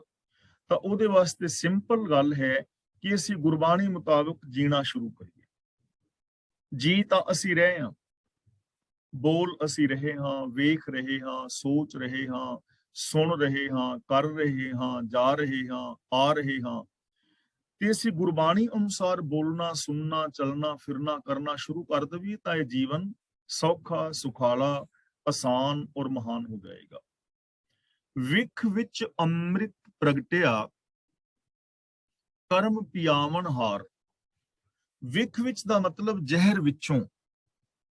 ਜ਼ਹਿਰ ਵਿੱਚੋਂ ਅੰਮ੍ਰਿਤ ਪ੍ਰਗਟ ਹੋ ਜਾਏਗਾ। ਕਰਮ ਪਿਆਵਨ ਹਾਰ ਦਾ ਮਤਲਬ, ਕਰਮ ਦਾ ਮਤਲਬ ਰਹਿਮਤ ਔਰ ਬਖਸ਼ਿਸ਼ ਰਾਹੀਂ ਉਹ ਪ੍ਰਭੂ ਪਿਆ ਦਿੰਦਾ ਹੈ ਉਹ ਅੰਮ੍ਰਿਤ। ਉਹਨੂੰ ਮਾਇਆ ਜ਼ਹਿਰ ਵਿੱਚ ਵਰਤਦਿਆਂ ਹੀ ਅੰਮ੍ਰਿਤ ਮਿਲ ਜਾਂਦਾ ਹੈ। ਹੁਣ ਦੇਖੋ, ਜ਼ਹਿਰ ਔਰ ਅੰਮ੍ਰਿਤ ਸਾਡੇ ਅੰਦਰ ਹੀ ਨੇ। ਚਾਹੋ ਤਾਂ ਤੁਸੀਂ ਆਪਣੇ ਅੰਦਰੋਂ ਅੰਮ੍ਰਿਤ ਪੀ ਲਓ, ਚਾਹੋ ਤਾਂ ਆਪਣੇ ਅੰਦਰੋਂ ਜ਼ਹਿਰ ਪੀ ਲਓ। ਹਰ ਇਨਸਾਨ ਦੇ ਅੰਦਰ ਦੋਵੇਂ ਪੋਸੀਬਿਲਿਟੀਜ਼ ਨੇ। ਝੂਠ ਜ਼ਹਿਰ ਹੈ, ਸੱਚ ਅੰਮ੍ਰਿਤ ਹੈ। ਸੱਚੀ ਜ਼ਿੰਦਗੀ ਜੀਵਾਂਗੇ, ਸੱਚ ਬੋਲਾਂਗੇ, ਸੱਚ ਸੁਣਾਂਗੇ, ਸੱਚ ਵੇਖਾਂਗੇ, ਸੱਚ ਕਮਾਵਾਂਗੇ, ਸੱਚ ਦਾ ਸੰਗ੍ਰਹਿਣ ਕਰਾਂਗੇ, ਤਾਂ ਇਹ ਸੱਚ ਅੰਮ੍ਰਿਤ ਹੈ। ਇਹ ਆਤਮਕ ਮੌਤ ਨਹੀਂ ਹੋਣ ਦੇਵੇਗਾ। ਲੇਕਿਨ ਜੇ ਝੂਠ ਬੋਲਾਂਗੇ, ਝੂਠ ਸੁਣਾਂਗੇ, ਝੂਠ ਵੇਖਾਂਗੇ, ਝੂਠ ਕਮਾਵਾਂਗੇ, ਤਾਂ ਇਹ ਝੂਠ ਜ਼ਹਿਰ ਹੈ। ਇਹ ਸਾਡੇ ਅੰਦਰੋਂ ਇਨਸਾਨੀਅਤ ਨੂੰ ਮੁਕਾਏਗਾ, ਅਸੀਂ ਆਤਮਕ ਮੌਤ ਤੇ ਮਰ ਜਾਵਾਂਗੇ। ਦੋਵੇਂ ਚੀਜ਼ਾਂ ਅੰਦਰ ਮੌਜੂਦ ਨੇ, ਝੂਠ ਵੀ ਔਰ ਸੱਚ ਵੀ। ਦੋਵੇਂ ਚੀਜ਼ਾਂ ਤੁਹਾਡੇ ਆਪਣੇ ਵੱਸ ਵਿੱਚ ਨੇ। ਝੂਠ ਬੋਲ ਲਓ ਜਾਂ ਸੱਚ ਬੋਲ ਲਓ, ਦਇਆ ਕਰ ਲਓ ਜਾਂ ਕੁਦਇਆ ਕਰ ਲਓ। ਲੇਕਿਨ ਇਹ ਜੋ ਸੱਚ ਹੈ, ਜੋ ਸੱਚ ਦੀ ਮਹਾਨਤਾ ਹੈ, ਜੋ ਸ਼ੁਭ ਗੁਣ ਨੇ, ਇਹ ਗੁਰੂ ਦੇ ਦੱਸੇ ਰਾਹਾਂ ਤੇ ਚੱਲਿਆ ਆਸਾਨੀ ਦੇ ਨਾਲ ਮਿਲ ਜਾਂਦੇ ਨੇ। ਤਾਂ ਗੁਰੂ ਪਾਤਸ਼ਾਹ ਜੀ ਕਹਿੰਦੇ ਨੇ, ਜੋ ਗੁਰਮਤ ਆਸ਼ੇ ਅਨੁਸਾਰ ਜ਼ਿੰਦਗੀ ਜੀਂਦਾ ਹੈ ਨਾ, ਜ਼ਹਿਰ ਵਿੱਚ ਵਰਤਦਿਆਂ ਹੀ ਉਹਨੂੰ ਨਾਮ ਜਲ ਅੰਮ੍ਰਿਤ ਮਿਲ ਜਾਂਦਾ ਹੈ। ਪਰ ਇਹ ਅੰਮ੍ਰਿਤ ਜਿਹੜਾ ਹੈ ਕਿਰਪਾ ਰਾਹੀਂ ਮਿਲਦਾ ਹੈ। ਭਾਵ ਜੇ ਅਸੀਂ ਪ੍ਰਭੂ ਦੀ ਕਿਰਪਾ ਦੇ ਪਾਤਰ ਬਣੀਏ, ਗੁਰੂ ਗਿਆਨ ਦੇ ਧਾਰਨੀ ਬਣੀਏ, ਤਾਂ ਸਾਡਾ ਇਹ ਜ਼ਹਿਰੀਲਾ ਜੀਵਨ ਅੰਮ੍ਰਿਤਮਈ ਹੋ ਸਕਦਾ ਹੈ। ਸਾਡੀ ਜ਼ਹਿਰੀਲੀ ਸੋਚ ਅੰਮ੍ਰਿਤਮਈ ਹੋ ਸਕਦੀ ਹੈ। ਸਾਡੇ ਜ਼ਹਿਰੀਲੇ ਬੋਲ ਮਿੱਠੇ ਹੋ ਸਕਦੇ ਨੇ। ਸਾਡਾ ਭੈੜਾ ਨਜ਼ਰੀਆ ਚੰਗਾ ਹੋ ਸਕਦਾ ਹੈ। ਸਾਡੀ ਸੀਮਤ ਸੋਚ ਵਿਸ਼ਾਲ ਸੋਚ ਬਣ ਸਕਦੀ ਹੈ। ਸਾਡੇ ਦੁੱਖ ਸੁੱਖਾਂ ਵਿੱਚ ਕਨਵਰਟ ਹੋ ਸਕਦੇ ਨੇ। ਸਾਡੀਆਂ ਚਿੰਤਾਵਾਂ ਖੁਸ਼ੀਆਂ ਵਿੱਚ ਬਦਲ ਸਕਦੀਆਂ ਨੇ। ਸਾਡੀ ਨੈਗੇਟਿਵਿਟੀ ਪੋਜ਼ਿਟਿਵਿਟੀ ਵਿੱਚ ਬਦਲ ਸਕਦੀ ਹੈ। ਸਾਡੀ ਢਹਿੰਦੀ ਕਲਾ ਚੜ੍ਹਦੀ ਕਲਾ ਵਿੱਚ ਬਦਲ ਸਕਦੀ ਹੈ। ਸਾਡਾ ਜੀਵਨ ਬਦਲ ਸਕਦਾ ਹੈ। ਜ਼ਹਿਰ ਵਿੱਚੋਂ ਅੰਮ੍ਰਿਤ ਪੈਦਾ ਹੋ ਸਕਦਾ ਹੈ, ਜੇ ਅਸੀਂ ਗੁਰੂ ਦੇ ਸ਼ਬਦ ਦੀ ਵਿਚਾਰ ਦੀ ਮਹਾਨਤਾ ਨੂੰ ਸਮਝੀਏ। ਇਸ ਲਈ ਸਾਨੂੰ ਕੀ ਕਰਨਾ ਚਾਹੀਦਾ ਹੈ? ਨਾਨਕ ਸੱਚ ਸਲਾਹੀਐ, ਧਨ ਸਵਾਰਨ ਹਾਰ। ਧਨ ਦਾ ਮਤਲਬ ਸਲਾਹੁਣ ਯੋਗ। ਸੱਚ ਸਲਾਹੀ ਹੈ, ਉਸ ਸਲਾਹੁਣ ਯੋਗ ਪ੍ਰਭੂ ਨੂੰ ਸਲਾਹਣਾ ਚਾਹੀਦਾ ਹੈ, ਜੋ ਜੀਵਨ ਨੂੰ ਸਵਾਰਨ ਵਾਲਾ ਹੈ। ਉਹਦੀ ਸਿਫਤ ਸਲਾਹ ਕਰਨੀ ਚਾਹੀਦੀ ਹੈ, ਉਹਦੇ ਗੁਣ ਗਾਣੇ ਚਾਹੀਦੇ ਨੇ, ਰੱਬੀ ਰਜਾ ਵਿੱਚ ਤੁਰਨਾ ਚਾਹੀਦਾ ਹੈ, ਸੱਚ ਨੂੰ ਸਲਾਹਣਾ ਚਾਹੀਦਾ ਹੈ, ਸੱਚ ਦੀ ਸਿਫਤ ਸਲਾਹ ਕਰਨੀ ਚਾਹੀਦੀ ਹੈ, ਸੱਚ ਨੂੰ ਅਪਣਾ ਲੈਣਾ ਚਾਹੀਦਾ, ਜਿਹੜਾ ਜੀਵਨ ਨੂੰ ਸਵਾਰਨ ਵਾਲਾ ਹੈ। ਦੇਖੋ, ਜਿੰਨੇ ਵੀ ਗੁਣ ਨੇ, ਇਹ ਗੱਲਾਂ ਤਾਂ ਸਮਝ ਆਉਂਦੀਆਂ ਨੇ ਨਾ, ਕਿ ਸਤ, ਸੰਤੋਖ, ਦਇਆ, ਧਰਮ, ਧੀਰਜ, ਗਿਆਨ, ਵੈਰਾਗ, ਨਿਮਾਨਤਾ, ਸੇਵਾ, ਸਿਮਰਨ, ਪ੍ਰੇਮ, ਕੁਰਬਾਨੀ ਦੇ ਸ਼ੁਭ ਜਜ਼ਬੇ ਨੇ। ਜੇ ਸਾਡੇ ਜੀਵਨ ਵਿੱਚ ਆ ਜਾਣ, ਸਾਡੇ ਮਨ ਬਚਨ ਕਰਮ ਵਿੱਚ ਆ ਜਾਣ, ਤਾਂ ਸਾਡਾ ਜੀਵਨ ਸੁਹਾਵਣਾ ਬਣ ਜਾਏਗਾ। ਜੇ ਮੇਰੇ ਇਕੱਲੇ ਦੇ ਜੀਵਨ ਵਿੱਚ ਆ ਜਾਣ, ਤਾਂ ਮੇਰਾ ਇਕੱਲੇ ਦਾ ਜੀਵਨ ਸਮਰ ਜਾਏਗਾ। ਜੇ ਮੇਰੇ ਸਾਰੇ ਪਰਿਵਾਰ ਦੇ ਮੈਂਬਰ ਇਹਨਾਂ ਗੁਣਾਂ ਦੇ ਧਾਰਨੀ ਹੋ ਜਾਣ, ਤਾਂ ਮੇਰਾ ਸਾਰੇ ਪਰਿਵਾਰ ਦਾ ਜੀਵਨ ਸੁਧਰ ਜਾਏਗਾ। ਜੇ ਮੇਰੇ ਮੁਹੱਲੇ ਸ਼ਹਿਰ ਦੇ ਸਾਰੇ ਲੋਕ ਇਹਦੇ ਧਾਰਨੀ ਹੋ ਜਾਣ, ਸਾਰਾ ਮੁਹੱਲਾ ਸ਼ਹਿਰ ਸੁਧਰ ਜਾਏਗਾ। ਜੇ ਸਾਰਾ ਇੰਡੀਆ ਧਾਰਨ ਕਰ ਲਵੇ, ਇੰਡੀਆ ਸੁਧਰ ਜਾਏਗਾ। ਜੇ ਸਾਰੀ ਦੁਨੀਆ ਧਾਰਨ ਕਰ ਲੈ, ਸਾਰੀ ਦੁਨੀਆ ਸੁਧਰ ਜਾਏਗੀ। ਕਿਉਂਕਿ ਗੁਣ ਸਵਾਰਨ ਵਾਲੇ ਨੇ ਜੀਵਨ ਨੂੰ। ਤਾਂ ਜੇ ਅਸੀਂ ਜੀਵਨ ਨੂੰ ਸਵਾਰਨਾ ਚਾਹੁੰਦੇ ਹਾਂ, ਤਾਂ ਸਾਨੂੰ ਇਹਨਾਂ ਗੁਣਾਂ ਦੇ ਧਾਰਨੀ ਹੋਣਾ ਚਾਹੀਦਾ। ਧੂਫਾਂ ਦਿਖਾਉਣ ਨਾਲ ਜੀਵਨ ਨੇ ਨਹੀਂ ਸੁਧਰਨਾ। ਵੀ ਫੋਟੋਆਂ ਕੇ ਧੂਫਾਂ ਦਿਖਾ ਦਿਓ, 5-7 ਗੇੜੇ ਜ਼ਿਆਦੇ ਕੱਢ ਦਿਓ। ਜੇ ਕੱਲੀਆਂ ਧੂਫਾਂ ਦਿਖਾਉਣ ਨਾਲ ਜੀਵਨ ਸੁਧਰਦਾ ਹੋਵੇ, ਤੇ ਇੱਕ ਦੀ ਬਜਾਏ 5-7 ਧੂਫਾਂ ਲਾ ਦਿਓ, 10 ਲਾ ਦਿਓ, 15 ਲਾ ਦਿਓ, ਕੁਆਂਟਲ ਲਿਆ ਕੇ ਅੰਦਰ ਦਿਖਾ ਦਿਓ। ਉਹਦੇ ਨਾਲ ਜੀਵਨ ਥੋੜਾ ਸੁਧਰਨਾ। ਹਾਂ, ਐਲਰਜੀ ਹੋ ਸਕਦੀ ਹੈ ਕਿਸੇ ਨੂੰ, ਧੂਆਂ ਹੋ ਜਾਏਗਾ, ਪੋਲੂਸ਼ਨ ਹੋ ਜਾਏਗਾ। ਫੁੱਲ ਤੋੜ ਕੇ ਕਿਤੇ ਚੜਾਉਣ ਦੇ ਨਾਲ ਜੀਵਨ ਥੋੜਾ ਸੁਧਰਨਾ। ਜੇ ਤੇ ਫੁੱਲਾਂ ਦੇ ਨਾਲ ਜੀਵਨ ਸੁਧਰਨਾ ਹੋਵੇ, ਚਲੋ ਫੁੱਲ ਖਰੀਦ ਕੇ ਚੜਾ ਦਿਓ, ਖੀਰ ਨੂੰ ਭੋਗ ਲਵਾ ਦਿਓ, ਕੜਾਹ ਨੂੰ ਭੋਗ ਲਵਾ ਦਿਓ, ਸਬਜ਼ੀਆਂ ਨੂੰ, ਪਕੌੜਿਆਂ ਨੂੰ ਭੋਗ ਲਵਾ ਦਿਓ। ਐਵੇਂ ਥੋੜਾ ਸੁਧਰਨਾ ਹੈ। ਤੀਰਥਾਂ ਤੇ ਨਹਾ ਲਓ। ਜੇ ਤੇ ਐਵੇਂ ਸੁਧਰਨਾ ਹੁੰਦਾ ਤੇ ਸੰਸਾਰ ਬੜਾ ਸੋਹਣਾ ਹੋਣਾ ਸੀ ਨਾ। ਗੁਣਾਂ ਨੇ ਜੀਵਨ ਨੂੰ ਸੰਵਾਰਨਾ ਹੈ। ਇਸ ਲਈ ਗੁਰੂ ਜੀ ਕਹਿੰਦੇ ਨੇ ਉਸ ਪ੍ਰਭੂ ਦੀ ਸਿਫਤ ਸਲਾਹ ਕਰੋ, ਗੁਣਾਂ ਦੇ ਧਾਰਨੀ ਹੋਵੋ, ਉਹ ਸਲਾਉਣ ਯੋਗ ਹੈ, ਉਹ ਜੀਵਨ ਨੂੰ ਸਵਾਰਨ ਵਾਲਾ ਹੈ, ਜੀਵਨ ਸੰਵਰ ਜਾਏਗਾ। ਪੌੜੀ, ਜਿਨ੍ਹਾਂ ਅੰਦਰ ਕੂੜ ਵਰਤੈ ਸੱਚ ਨਾ ਭਾਵਈ। ਅੰਦਰ ਦਾ ਮਤਲਬ ਜਿਨ੍ਹਾਂ ਦੀ ਸੋਚ ਦੇ ਅੰਦਰ ਕੂੜ ਵਰਤੇ ਦਾ ਮਤਲਬ ਝੂਠ ਵਰਤਦਾ ਹੈ, ਮਤਲਬ ਜਿਨ੍ਹਾਂ ਦੀ ਸੋਚ ਦੇ ਅੰਦਰ ਝੂਠ ਹੈ, ਮੈਂਟੈਲਿਟੀ ਝੂਠੀ ਹੈ, ਮੈਂਟੈਲਿਟੀ ਜਿਨ੍ਹਾਂ ਦੀ ਸੋਚ ਗੰਦੀ ਹੈ, ਸੱਚ ਨਾ ਭਾਵਈ, ਉਹਨਾਂ ਨੂੰ ਸੱਚ ਚੰਗਾ ਹੀ ਨਹੀਂ ਲੱਗੇਗਾ।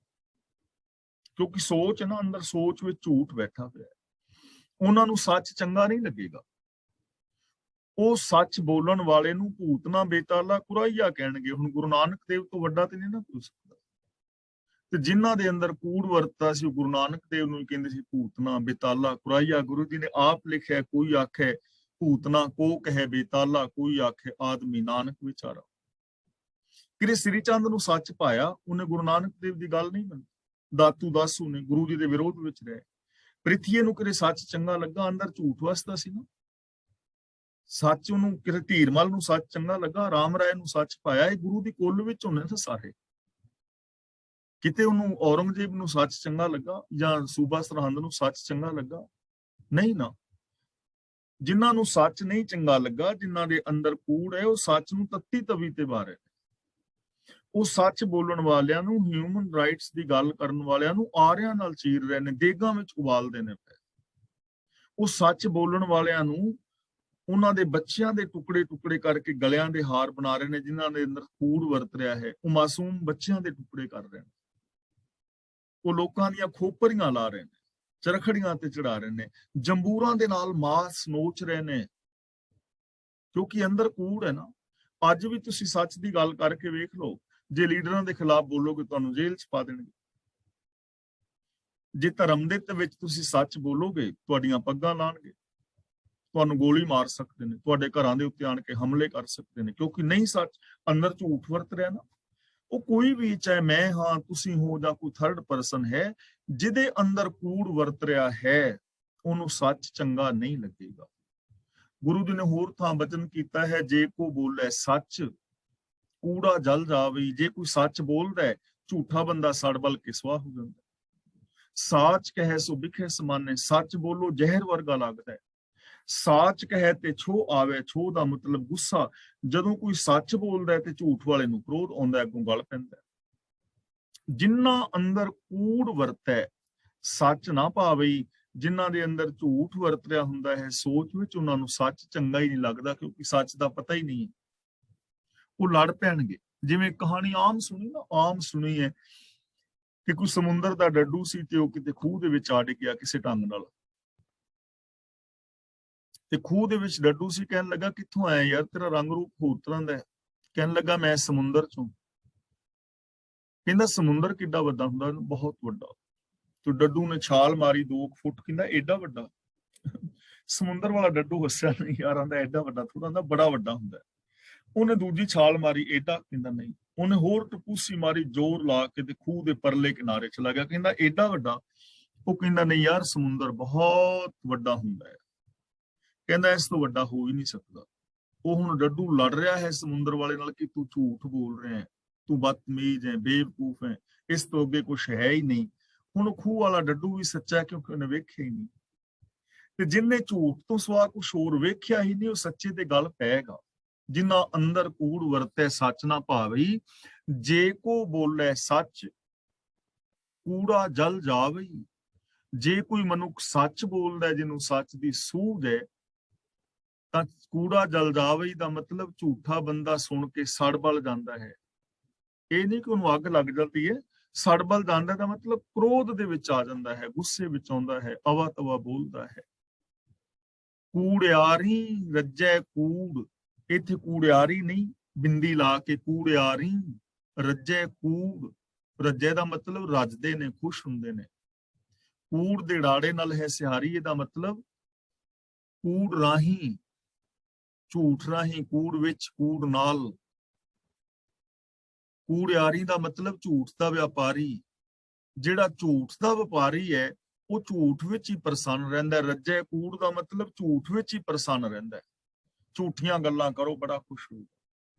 ਹੁਣ ਜਿਨ੍ਹਾਂ ਵੀਰਾਂ ਦੇ ਅੰਦਰ ਕਰਾਮਾਤਾਂ ਜਾਂ ਹੋਰ ਚੀਜ਼ਾਂ ਦੇ ਨਾਲ ਪਿਆਰ ਹੈ ਉਹ ਗੱਲਾਂ ਕਰੋ ਬੜੇ ਖੁਸ਼ ਹੋਣਗੇ, ਪਰ ਸੱਚ ਦੀ ਗੱਲ ਕਰੋ ਤੁਹਾਡੇ ਵਿਰੋਧੀ ਹੋਣਗੇ। ਜਿਹੜੇ ਰਿਸ਼ਵਤਖੋਰ ਚੋਰ ਬਾਜ਼ਾਰੀ ਵਾਲੇ ਬੰਦੇ ਨੇ ਉਹਨਾਂ ਨੂੰ ਉਹੋ ਜਿਹੇ ਢੰਗ ਦੱਸੋ, ਉਹਨਾਂ ਨੂੰ ਹੋਰ ਬੜੀ ਖੁਸ਼ੀ ਹੋਏਗੀ ਕਿ ਇੱਥੋਂ ਵੀ ਦਾ ਲੱਗ ਸਕਦਾ, ਇੱਥੋਂ ਵੀ ਦਾ ਲੱਗ ਸਕਦਾ, ਬੜੇ ਖੁਸ਼ ਹੋਣਗੇ। ਸੱਚ ਨਾਲ ਨਹੀਂ, ਕਿਉਂਕਿ ਉਹ ਛੱਡਣਾ ਪੈਣਾ। ਗੁਰੂ ਜੀ ਕਹਿੰਦੇ ਨੇ ਕੂੜਿਆਰੀ ਰੱਜੇ ਕੂੜ। ਜੋ ਕੂੜ ਦੇ ਵਪਾਰੀ ਨੇ ਉਹ ਝੂਠ ਵਿੱਚ ਹੀ ਖੁਸ਼ ਹੁੰਦੇ ਨੇ। ਕਿਵੇਂ? ਜਿਉਂ ਵਿਸ਼ਟਾ ਕਾਗ ਖਾਵਈ। ਕਾਗ ਦਾ ਮਤਲਬ ਕਾਂ। ਜਿਵੇਂ ਕਾਂ ਗੰਦ ਖਾਂਦਾ ਹੈ, ਕਾਂ ਜਿਵੇਂ ਗੰਦ ਖਾਂਦਾ ਹੈ ਨਾ, ਐਵੇਂ ਉਹ ਵੀ ਗੰਦ ਖਾ ਕੇ ਰਾਜੀ ਨੇ। ਜਿਵੇਂ ਗੰਦਗੀ ਦੀ ਮੱਖੀ ਉਹ ਗੁਲਾਬ ਦੇ ਫੁੱਲ ਤੇ ਥੋੜਾ ਬਹਿ ਗਈ, ਗੰਦਗੀ ਦੇ ਉੱਤੇ ਭਿਣ ਭਿਣ ਕਰੇਗੀ। ਮੱਖੀ ਦੀ ਆਦਤ ਹੈ ਨਾ ਸਾਰੇ ਸਰੀਰ ਨੂੰ ਛੱਡ ਕੇ ਉੱਥੇ ਬੈਠੇਗੀ ਜਿੱਥੇ ਜ਼ਖਮ ਹੋਏਗਾ। ਕਾਂ ਦੀ ਆਦਤ ਹੈ ਨਾ ਚੂਨਾ ਵਿਸ਼ਟਾ ਦੇ ਵਿੱਚ ਮਾਰਨੀਆਂ। ਤਾਂ ਜਿਵੇਂ ਕਾਂ ਵਿਸ਼ਟਾ ਵਿੱਚ ਗੰਦਗੀ ਵਿੱਚ ਚੂਨਾ ਮਾਰਦਾ ਹੈ, ਐਵੇਂ ਜੋ ਝੂਠੇ ਇਨਸਾਨ ਨੇ ਉਹ ਝੂਠ ਦੇ ਵਿੱਚ ਹੀ ਰੱਜਦੇ ਨੇ, ਝੂਠ ਨਾਲ ਹੀ ਖੁਸ਼ ਹੁੰਦੇ ਨੇ। ਜਿਸ ਹਰ ਹੋਏ ਕਿਰਪਾਲ ਸੋ ਨਾਮ ਧਿਆਵਈ। ਇੱਥੇ ਨਾਮ ਦਾ ਮਤਲਬ ਸੱਚ, ਰੱਬੀ ਸਿਫਤ ਸਲਾਹ। ਧਿਆਵਈ ਦਾ ਮਤਲਬ ਧਿਆਉਂਦਾ ਹੈ, ਧਿਆਨ ਵਿੱਚ ਵਸਾਉਂਦਾ ਹੈ। ਜਿਸ ਹਰ ਹੋਏ ਕਿਰਪਾਲ, ਜਿਹਦੇ ਤੇ ਰੱਬ ਰਹਿਮਤਮਾਨ ਹੁੰਦਾ ਹੈ, ਕਿਰਪਾ ਕਰਦਾ ਹੈ, ਜੋ ਰੱਬ ਦੀ ਕਿਰਪਾ ਦਾ ਪਾਤਰ ਬਣਦਾ ਹੈ, ਸੋ ਨਾਮ ਧਿਆਵਈ ਦਾ ਮਤਲਬ ਉਹ ਸੱਚ ਦੀ ਸਿਫਤ ਕਰਦਾ ਹੈ, ਉਹ ਸੱਚ ਨੂੰ ਹਿਰਦੇ ਵਿੱਚ ਵਸਾਉਂਦਾ ਹੈ। ਉਹ ਰੱਬੀ ਗੁਣਾਂ ਦਾ ਧਾਰਨੀ ਹੁੰਦਾ ਹੈ। ਉਹ ਆਪਣੇ ਧਿਆਨ ਵਿੱਚ ਸੱਚ ਨੂੰ ਵਸਾਉਂਦਾ ਹੈ, ਧਿਆਨ ਵਿੱਚ ਗੁਣਾਂ ਨੂੰ ਵਸਾਉਂਦਾ ਹੈ। ਉਹ ਆਪਣੀ ਲਗਨ ਜਿਹੜੀ ਹੈ ਰੱਬੀ ਹੁਕਮ ਦੇ ਵਿੱਚ ਲਗਾਉਂਦਾ ਹੈ, ਜੋ ਰੱਬ ਦੀ ਰਹਿਮਤ ਦਾ ਪਾਤਰ ਹੈ। ਹਰ ਗੁਰਮੁਖ ਨਾਮ ਅਰਾਧ ਕੂੜ ਪਾਪ ਲਹਿ ਜਾਵਈ। ਹੁਣ ਸੋਲੂਸ਼ਨ ਦੱਸ ਰਹੇ ਨੇ ਕਿ ਜੇ ਜ਼ਿੰਦਗੀ ਦੇ ਅੰਦਰ ਝੂਠ ਔਰ ਪਾਪ ਦੇ ਨਾਲ ਪ੍ਰੀਤ ਬਣ ਗਈ ਹੈ, ਜਾਣ ਬੁੱਝ ਕੇ ਜਾਂ ਅਣਜਾਣ ਪੁਣੇ ਵਿੱਚ, ਕਈ ਵਾਰ ਬੰਦੇ ਤੋਂ ਗਲਤੀ ਹੋ ਜਾਂਦੀ ਹੈ, ਉਹਨੂੰ ਪਤਾ ਨਹੀਂ ਹੁੰਦਾ ਕਿ ਮੈਂ ਕੀ ਕਰ ਰਿਹਾ, ਤੇ ਜਦੋਂ ਸਮਝ ਆ ਜਾਏ ਕਿ ਮੈਂ ਗਲਤ ਹਾਂ ਤਾਂ ਫਿਰ ਉਹਨੂੰ ਗਲਤੀ ਸੁਧਾਰ ਲੈਣੀ ਚਾਹੀਦੀ। ਕਈ ਵਾਰ ਬੰਦਾ ਜਾਣ ਬੁੱਝ ਕੇ ਗਲਤ ਕਰ ਰਿਹਾ ਹੁੰਦਾ ਹੈ, ਤੇ ਜੇ ਫਿਰ ਕਿਤੇ ਅੰਦਰ ਜ਼ਮੀਰ ਜਾਗ ਜਾਏ ਕਿ ਯਾਰ ਮੈਂ ਗਲਤ ਕੀਤਾ, ਮੈਨੂੰ ਐਵੇਂ ਨਹੀਂ ਕਰਨਾ ਚਾਹੀਦਾ, ਤਾਂ ਫਿਰ ਉਹਦੇ ਵਾਸਤੇ ਸੋਲੂਸ਼ਨ ਦੱਸ ਰਹੇ ਨੇ ਕਿ ਢੰਗ ਕੀ ਹੈ ਬਚਨ ਦਾ, ਔਰ ਜ਼ਿੰਦਗੀ ਕਿਵੇਂ ਜੀਵੀਏ ਕਿ ਜੀਵਨ ਦੇ ਅੰਦਰ ਇਹ ਝੂਠ ਫਰੇਬ ਵਿਕਾਰ ਆਉਣ ਹੀ ਨਾ, ਇਹਨਾਂ ਤੋਂ ਖਹਿੜਾ ਛੁੱਟਿਆ ਰਹੇ। ਉਹਦੇ ਵਾਸਤੇ ਸਾਧਨ ਦੱਸ ਰਹੇ ਨੇ। ਹਰ ਗੁਰਮੁਖ ਨਾਮ ਅਰਾਧ। ਗੁਰਮੁਖ ਦਾ ਮਤਲਬ ਗੁਰੂ ਦੀ ਸ਼ਰਨੀ ਪੈ ਕੇ, ਨਾਮ ਦਾ ਮਤਲਬ ਰੱਬੀ ਹੁਕਮ ਸਿਫਤ ਸਲਾਹ, ਅਰਾਧ ਦਾ ਮਤਲਬ ਯਾਦ ਕਰਨਾ, ਆਪਣੇ ਮਨ ਦੇ ਅੰਦਰ ਵਸਾਣਾ। ਜੇ ਸਤਿਗੁਰ ਦੇ ਸਨਮੁਖ ਹੋ ਕੇ, ਯਾਨੀ ਗੁਰੂ ਦੇ ਗਿਆਨ ਦੇ ਧਾਰਨੀ ਬਣ ਕੇ ਰੱਬੀ ਸਿਫਤ ਸਲਾਹ ਕਰੀਏ, ਨਾਮ ਅਰਾਧ ਦਾ ਮਤਲਬ ਰੱਬੀ ਸਿਫਤ ਸਲਾਹ ਕਰੀਏ, ਗੁਣ ਗਾਈਏ, ਗੁਣਾਂ ਦੇ ਧਾਰਨੀ ਹੋਈਏ, ਤਾਂ ਕੂੜ ਪਾਪ ਲਹਿ ਜਾਵਈ। ਕੂੜ ਔਰ ਪਾਪ ਫਿਰ ਲਹਿ ਜਾਂਦੇ ਨੇ, ਜ਼ਿੰਦਗੀ ਚੋਂ ਖਤਮ ਹੋ ਜਾਂਦੇ। ਸੱਚ ਬੋਲਣਾ ਸ਼ੁਰੂ ਕਰ ਦੋ, ਝੂਠ ਆਪੇ ਖਤਮ ਹੋ ਜਾਏਗਾ। ਦਇਆ ਕਰਨੀ ਸ਼ੁਰੂ ਕਰ ਦੋ, ਕਠੋਰਤਾ ਆਪੇ ਮੁੱਕ ਜਾਏਗੀ। ਪ੍ਰੇਮ ਦੇ ਨਾਲ ਰਹਿਣਾ ਸ਼ੁਰੂ ਕਰ ਦਿਓ, ਈਰਖਾ ਆਪੇ ਖਤਮ ਹੋ ਜਾਏਗੀ। ਨਿਮਰਤਾ ਨਾਲ ਰਹਿਣਾ ਸ਼ੁਰੂ ਕਰੋ, ਈਗੋ ਆਪੇ ਮੁੱਕ ਜਾਏਗੀ। ਸੰਤੋਖ ਦੇ ਧਾਰਨੀ ਹੋ ਜਾਓ, ਲਾਲਚ ਆਪੇ ਖਤਮ ਹੋ ਜਾਏਗਾ। ਇਸ ਲਈ ਗੁਰੂ ਜੀ ਕਹਿੰਦੇ ਨੇ, ਗੁਰੂ ਦੇ ਦੱਸੇ ਰਾਹਾਂ ਤੇ ਚੱਲ ਕੇ ਜੇ ਰੱਬੀ ਗੁਣਾਂ ਦੇ ਧਾਰਨੀ ਹੋਈਏ ਤਾਂ ਕੂੜ ਔਰ ਪਾਪ ਆਦਿਕ ਉਤਰ ਸਕਦੇ ਨੇ। ਤਾਂ ਇਹਦਾ ਮਤਲਬ ਜੇ ਅਸੀਂ ਗੁਰੂ ਦੀ ਪਾਵਨ ਬਾਣੀ ਆਪ ਪੜ੍ਹੀਏ, ਗੁਰਬਾਣੀ ਨੂੰ ਆਪ ਸਮਝੀਏ, ਗੁਰਬਾਣੀ ਮੁਤਾਬਕ ਜ਼ਿੰਦਗੀ ਜੀਵੀਏ, ਤਾਂ ਸਾਡਾ ਜੀਵਨ ਵਿਸ਼ਾਲ ਹੋ ਸਕਦਾ ਹੈ। ਹਰ ਉਹ ਇਨਸਾਨ ਕੂੜ ਪਾਪ ਅਪਰਾਧ ਤੋਂ ਬਚ ਸਕਦਾ ਹੈ ਜਿਹੜਾ ਵੀ ਗੁਰੂ ਪਾਤਸ਼ਾਹ ਜੀ ਦੀ ਪਾਵਨ ਪਵਿੱਤਰ ਬਾਣੀ ਮੁਤਾਬਕ ਜ਼ਿੰਦਗੀ ਜੀਵੇਗਾ। ਤਾਂ ਅੱਜ ਦੀ ਵਿਚਾਰ ਦੀ ਸਮਾਪਤੀ ਇੱਥੇ ਹੀ ਕਰਦੇ ਹਾਂ ਜੀ। ਹੁਣ ਜੇ ਕਿਸੇ ਵੀ ਵੀਰ ਭੈਣ ਨੇ ਕੋਈ ਸਵਾਲ ਪੁੱਛਣਾ ਹੈ ਜਾਂ ਕਿਸੇ ਵੀਰ ਭੈਣ ਦਾ ਕੋਈ ਅੱਜ ਦੀ ਇਸ ਵਿਚਾਰ ਮੁਤਾਬਕ ਕੋਈ ਵਿਊਜ਼ ਹੈ ਜਾਂ ਕੋਈ ਸਵਾਲ ਪੁੱਛਣਾ ਹੈ, ਤਾਂ ਉਹ ਅਨਮਿਊਟ ਹੋ ਕੇ ਸਵਾਲ ਪੁੱਛ ਸਕਦੇ ਹੋ ਜਾਂ ਆਪਣੇ ਵਿਊਜ਼ ਦੇ ਸਕਦੇ ਹੋ। ਕਲਾਸ ਦੀ ਅਗਲੀ ਕਾਰਵਾਈ ਵੀਰ ਤਰਲੋਚਨ ਸਿੰਘ ਜੀ ਕਰ ਰਹੇ ਨੇ। ਵਾਹਿਗੁਰੂ ਜੀ ਕਾ ਖਾਲਸਾ, ਵਾਹਿਗੁਰੂ ਜੀ।